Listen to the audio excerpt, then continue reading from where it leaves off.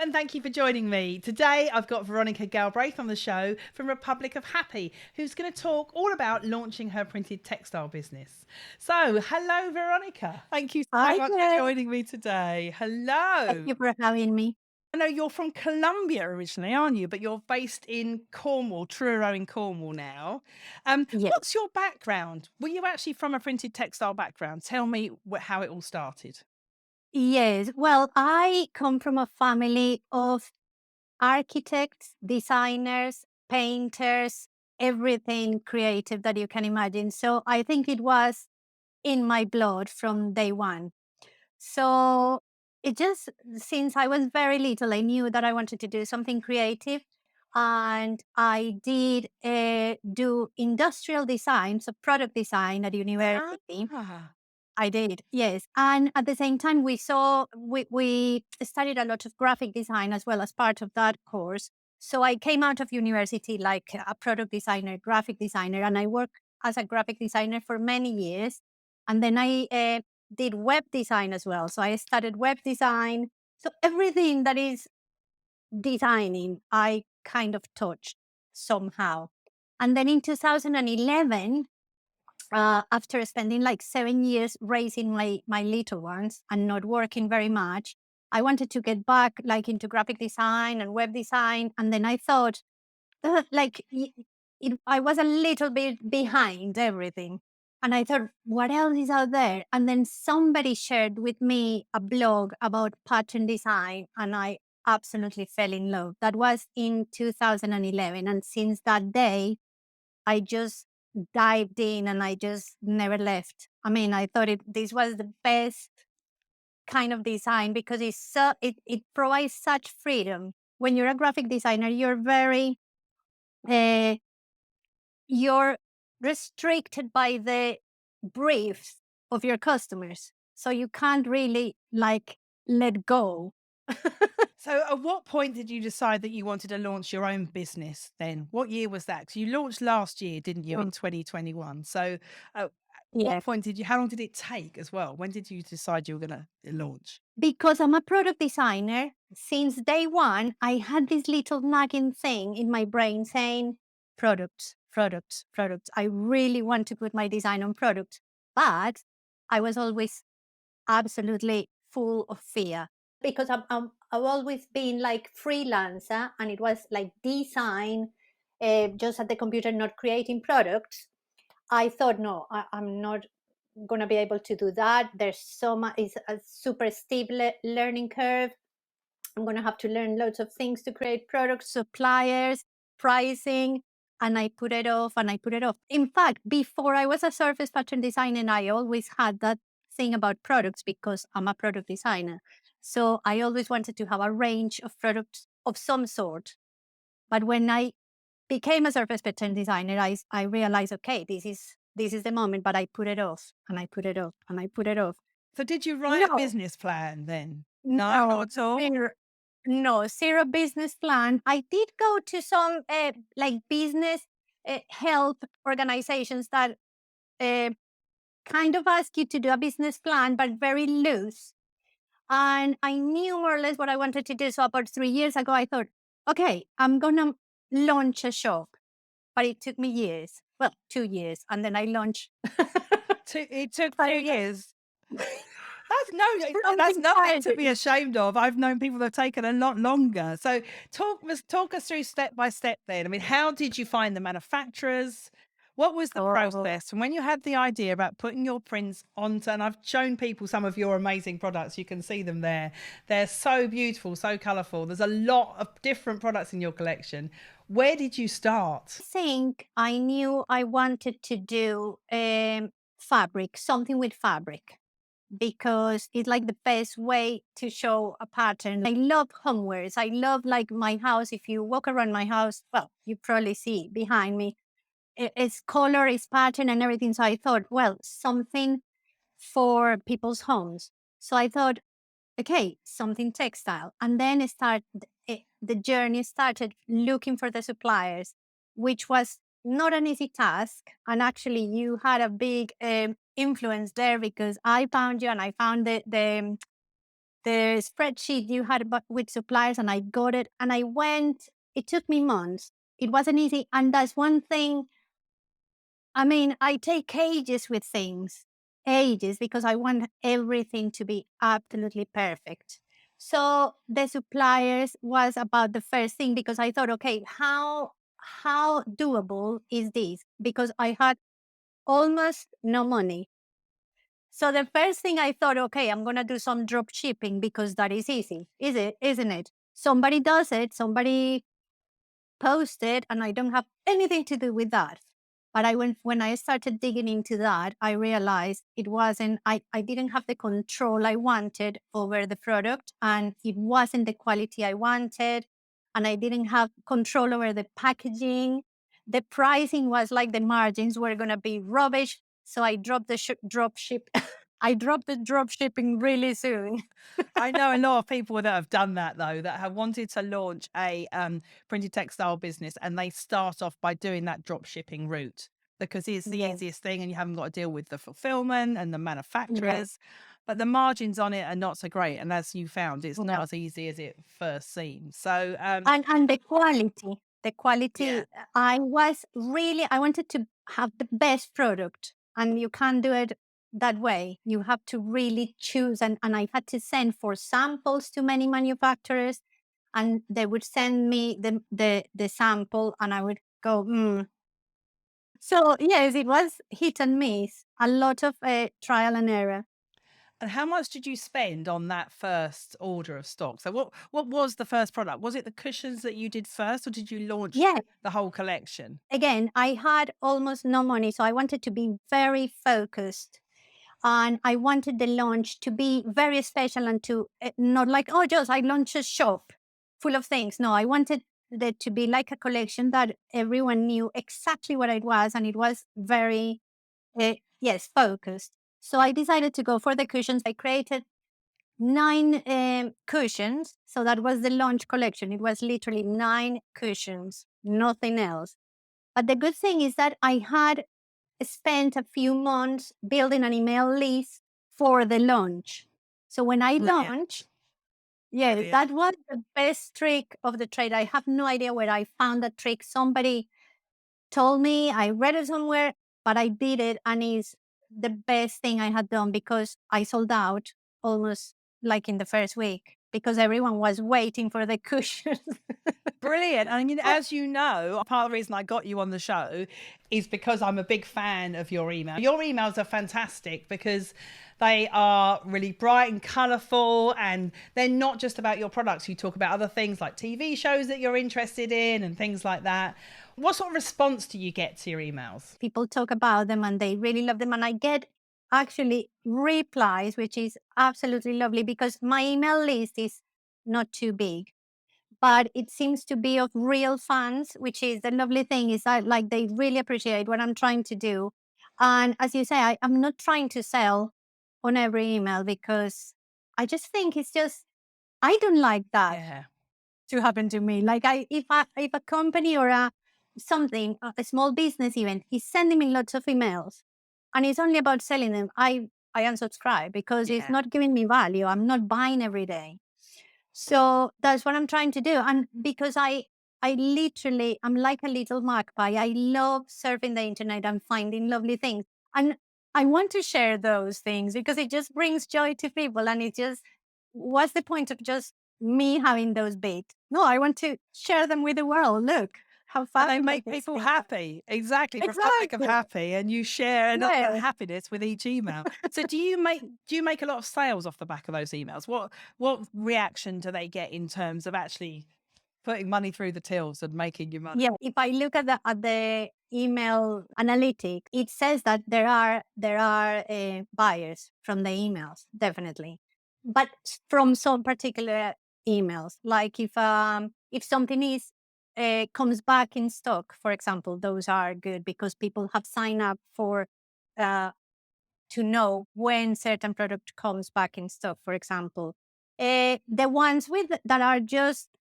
for fun, obviously they don't bring much anything, but it's just creating that relationship and that trust and know, that we all talk about so much. It's just like just getting the people to know you and like you and trust you with your things. And then I think it will pay off a lot more later on. Mm. So yes, it's difficult. So back to the development of your products then. So how did you decide on what pricing you would do on your products? Because people always say, making in the UK, it can cost more to get products made here. And yes, labor is more expensive here. When you launched that first collection, how did you decide on what your pricing was going to be, Veronica? So I did a competitor research because I wanted to know, okay, what is out there. But it wanted to be, I needed to see people that were doing more or less what I was doing. No, I couldn't compare like with, I don't know, IKEA or TK Maxx or Matalan. I had to go down and looking at the competitors that were at my level, designers, just small businesses. So I did like a spreadsheet of all my competitors, what they were offering, their prices and everything. And at the same time, I did all my cost of goods. Okay, what each cushion is going to cost me with every single detail, like the little woven label, the packaging, every single sticker, even the shipping label. I put So everything. important. Yeah. Yeah. So I deconstructed the whole thing and then I knew what it was going to cost me to make this cushion and packaging and send it. And then looking at the competitors as well. And then I chose a middle ground. It was just like almost intuitive, and it was not easy by any stretch of the imagination. I was going back and forth, back and forth. No, it's too cheap. No, it's too expensive. No, but at some point you just have to go, oh, You do. got it. And Yeah. just got At some point, you've just got to say, let's test it and see how my yeah, audience reacts. exactly. Lovely. And have you had to And then then, tweak the prices as once you went live? What was the no, reaction? Because if you no, so I go haven't right. tweaked the price. I haven't tweaked the price, but this is the thing.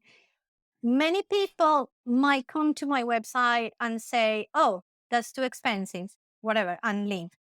This is the thing. There are um, customers for every price range. And it's not a question of what the material is. To some degree it is, but it's also to the value or the like what is making that person feel. You don't buy only the product, you buy into what the whole brand, what it makes you feel, everything. So it's very subjective, the price. I've seen cushions going for 200 quid. So if I fall in love with a cushion that is 200 quid and I had 200 quid, why not?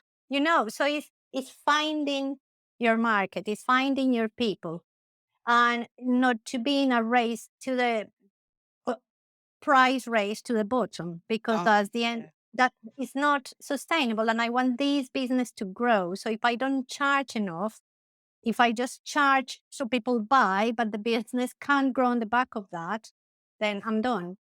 Yeah, So so it's true. low. So true. So, as well as your emails that you send out, your email marketing that you do, Veronica, what other sales and marketing channels do you use? What's been the most successful for you? And what would you advise for other small businesses who are relatively new at starting out in terms of what sort of marketing they can do other than just building up their email list? What would you reckon? Yeah. Okay, so I'm only on Facebook and on Instagram, and I chose those two because they are very visual, and I believe my target market is in there. So I chose those two, and I do try to post relatively consistently, but I'm not a slave to the social media. I really find it really difficult to be there constantly, even though that's what they suggest we do.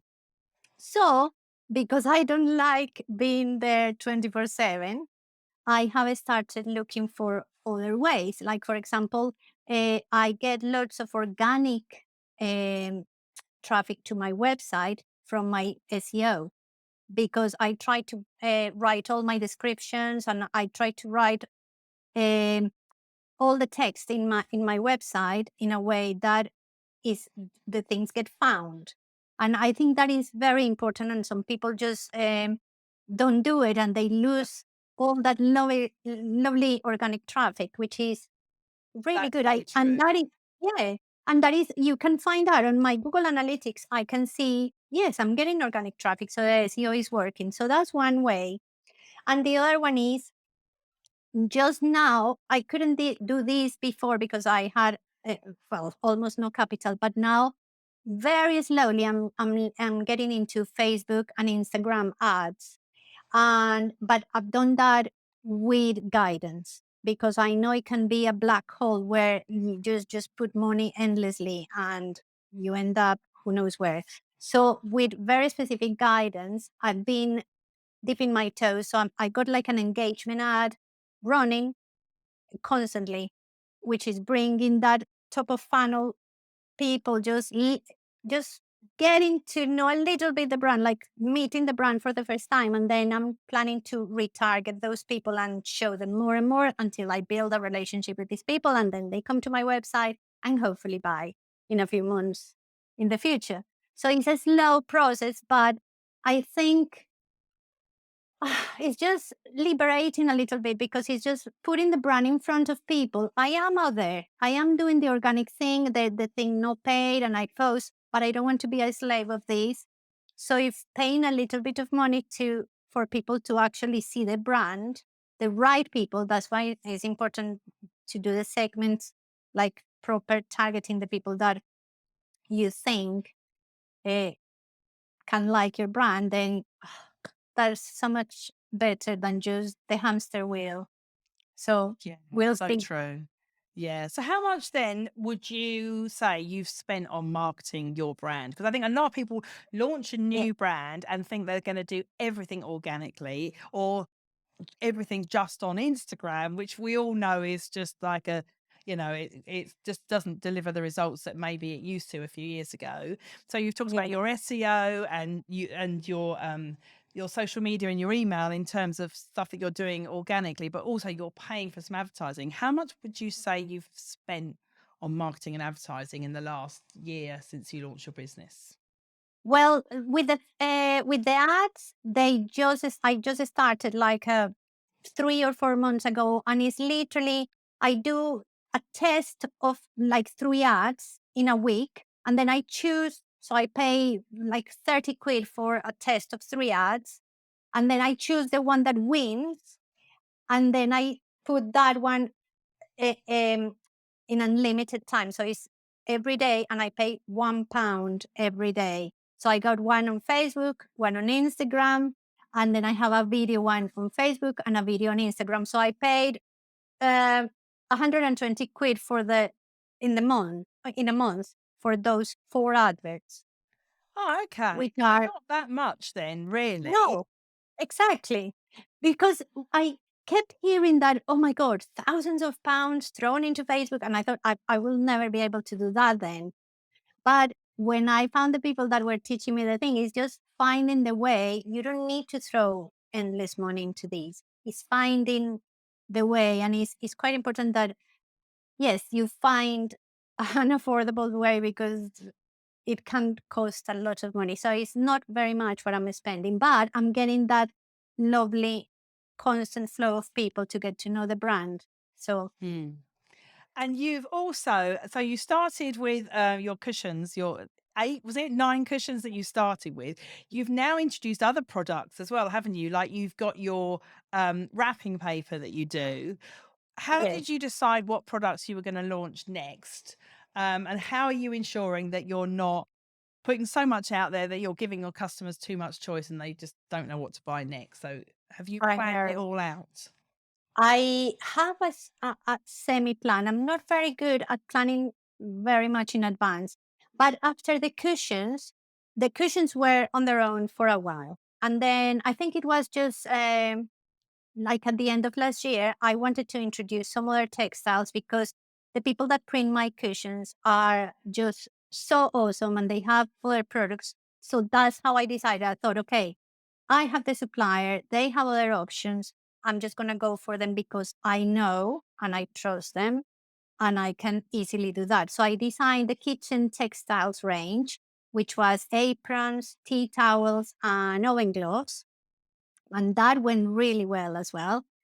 And then this year, just recently, like a month ago, I launched the wrapping paper because I absolutely love stationery. And that is another easy way because it's very easy to print wrapping paper. I have products that I love and I just go for them. So where did you find the suppliers for your wrapping paper, Veronica? So I asked around. I'm in many Facebook groups of small businesses, uh, and it's so good because people have the information out there. The information is always out there. Somebody knows something, and people are really generous with the information. And I try to be like that as well because in this small business group is so nice the support. So if you ask guys, who has a nice supplier of wrapping paper? Somebody will come and tell you. Brilliant. Yeah, that You is know, what is so so good about the small business yeah, community is people support each other, definitely. So, complete. Veronica, what advice would you give to someone then about what you would do differently if you were launching your business again? Like, from the time it took you to launch it until now, you sound like you've really got to grips with things like your marketing and your suppliers, but some things must have gone wrong. Come on. I don't know about wrong. I have a quite a positive view of the things. I always think that if something has happened, it was because something good was coming on the back of it. So the only thing I think is I took too long. I took too long to decide to launch a business, and I was full of fear that people weren't going to like it, that I wasn't going to be able to deal with all the learning curve and learning about suppliers, about pricing. I was in this little world of, I know how to do this, but I don't want to get out of this comfort zone. So, because this all is very unknown. And I wish I had started earlier doing because the people are loving the brand, and I just wish I had started earlier. But having said that, I think everything came together at the right moment because I had all my background with design, with web design, with surface pattern design, and so it feels like it just flowed like it should have been. So I don't know. Yeah, I'm not one for regret. You had a bit of success recently, didn't you, with a competition you won? Do you want to tell everyone about what this competition was? How did you enter? How did this come about, Veronica? About 2 months ago, somebody shared a competition that was going on online. Somebody sent it on Facebook or something. And I got interested because it was Enterprise Nation, Adobe, and JCDecaux, which are the people that do these kind of digital screens. They got together and created this competition for small businesses to create an advert on their own using Adobe Express, which is like a design software. And then you could win your advert designed by yourself, displayed in these digital screens all around the country. And I literally left it to the day they were closing because I thought I never win competitions. What is the point? And that day I thought, well, I'll just put something really fast together. And a few weeks later, I got a call and said, "You're one of the 10 winners, and your advert is going to be displayed in 105 digital screens all around the country." That's amazing then. That's I incredible. And know. that goes to show that when people say, oh, there's no point entering any of these competitions, it's always worth doing, isn't it? Because how much must that, did you say it's worth £10,000 that in terms of Mhm. free It advertising? is. Which is Yeah. incredible. I suppose one of the Yeah. issues with adverts like that, display ads that are in kind of in real life rather than digital, unlike your Facebook and Instagram ads, they're more difficult to track the success of whether Yeah. they are actually kind of bringing in customers. Have you seen any uptick in traffic to your website yet or anything like that at all? Not yet, but they just launched yesterday. So we're gonna wait and see. So fingers crossed for this because it's really exciting. It's like the best thing that has happened to the Republic of Papua, I think. It's amazing. It's making the Republic of Happy happy. I've got one final question for you. I've got to ask you because your background looks amazing. Is your studio always that tidy? Or have you just tidied it up because you're on video today? No, it is pretty much always like this. I'm a So impressed. perfectionist, organizational freak. I am. Oh, it's amazing. It's like one of those when you see those shows on the telly about how to organize everything by color and you think people don't really live like that or have studios like that. So if that's what your studio looks like, is your kitchen Yeah. the same? Are you one of those people that's got all your beans and lentils in different glass jars? Yeah. You are, aren't you? I actually, if I hadn't launched this, I wanted to be a professional organizer. That's been a dream of mine. Like I love going into my family's houses and mm, get loose and organize them. Amazing. Can you come round mine, please? Yes, please. Oh, brilliant. Veronica, you've been such an amazing guest. Can you just tell everyone where can they find Republic of Happy? Oh, that's very easy. republicofhappy.co.uk or at Republic of Happy in Instagram, at Republic of Happy on Facebook. So yes.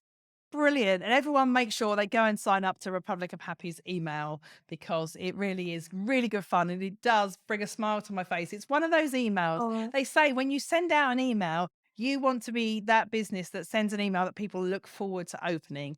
And for me, Veronica, Republic of Happy's email is that email in my inbox. oh, that means the world to me, Kate. Thank you so much. Oh, thank you, Veronica. Thank you so much. It's been so wonderful to speak to you today. And you have a lovely day. Thank you.